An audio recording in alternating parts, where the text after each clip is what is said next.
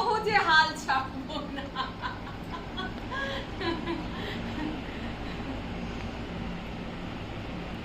এই সংসারে তুমি আর ছোটটাই তো আছো বৌদি, আমার আপন জন, আমার শুভাকাঙ্ক্ষী।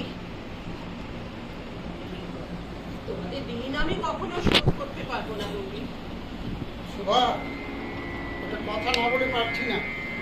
তোমার সেদিন অতটা উত্তেজিত হওয়া ঠিক হয়নি। আমার মাথা ঠিক ছিল না বড়দা। আচ্ছা বড়দা, তুমিই বলো তো, কোন স্ত্রী উপার্জনহীন স্বামীকে সহ্য করবে? আমার বাবার টাকাতে সংসার চলে, অথচ তিনি সেগুলো বুঝবেই না। আমার কোনো কথাতেই তিনি গুরুত্ব দিলেন না। এই জন্যই তো সংসারে এত অশান্তি হতো বড়দা।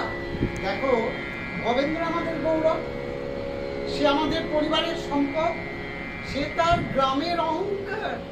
তাকে নিয়ে তোমার গর্ব করা উচিত ছিল না। না, তুমি ঠিক কাজ করোনি, ঠিক কাজ করোনি। কর্তব্য বলে কিছু থাকবে না বড়দা? তাহলে তিনি বিয়ের পিড়িতে বসতে গেলেন কেন?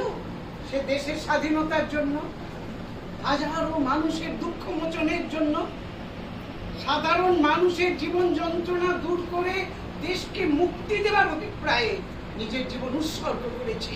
অন্যায়, অন্যায়, অন্যায় করেছো তুমি।